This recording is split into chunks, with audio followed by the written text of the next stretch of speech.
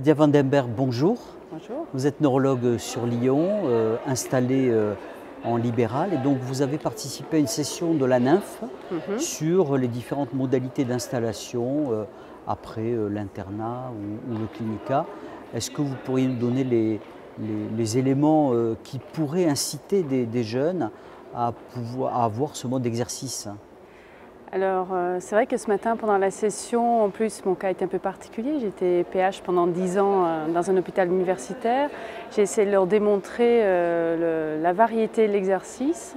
J'ai essayé de leur expliquer aussi que finalement, toutes les modalités administratives, certes, elles sont présentes, mais bon, on les maîtrise au bout d'un moment et ça ne fait pas la lourdeur de l'exercice, qu'il y a une proximité avec le patient. Ce que j'avais perdu à l'hôpital justement parce que bon, j'étais dans un centre SLA et au bout d'un moment on ne fait que des soins palliatifs, que j'ai retrouvé une proximité avec le patient, une variété de l'exercice, qu'on peut garder une certaine surspécialisation. On fait énormément d'électromyographie et que je travaille 3 jours par semaine en cabinet et 1 jour par semaine dans une clinique, ce qui permet en plus de rajouter d'autres modalités. Je fais des injections de toxines botulinques, j'ai des patients qui ont une sclérose en plaques avec des perfusions de Tysabri, donc ça redonne un panel très varié de la spécialité, très varié de la spécialité. Tout à fait. Ce qu'on confond souvent, c'est l'exercice et le statut. On peut avoir un exercice libéral et travailler dans un établissement privé. Et à ce moment-là, on a un statut hospitalier privé qui donne accès effectivement à pouvoir faire des perfusions de Tysabri, à pouvoir initier des traitements qui sont à prescription hospitalière restreinte. Donc ça, c'est peut-être effectivement un élément qui pourrait faire en sorte d'attirer un petit peu les jeunes à pouvoir avoir ce mode d'exercice.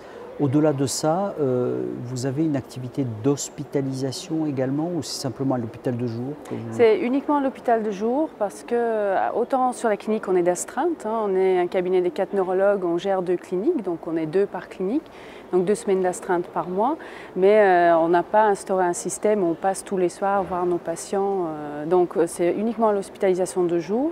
Toutes les hospitalisations cliniques, notamment les AVC, ils sont envoyés par SOS AVC dans une structure universitaire ou un hôpital général. Et puis après, on donne des avis ponctuels pour les patients hospitalisés, mais qui sont gérés par les autres spécialités. Si il y avait 2, 3 mots qui pourraient inciter les gens à avoir, ou les jeunes neurologues à pouvoir avoir cette spécialité, donc vous avez parlé de cette proximité, est-ce qu'il y aurait des mots forts que vous souhaiteriez mettre en avant? Je dirais vraiment proximité avec le patient, la relation est complètement différente et pourtant bon, en ayant géré la SLA, la relation était très forte et très proche aussi. Le fait qu'on peut quand même décider soi-même si on a envie de développer quelque chose, on a cette liberté aussi.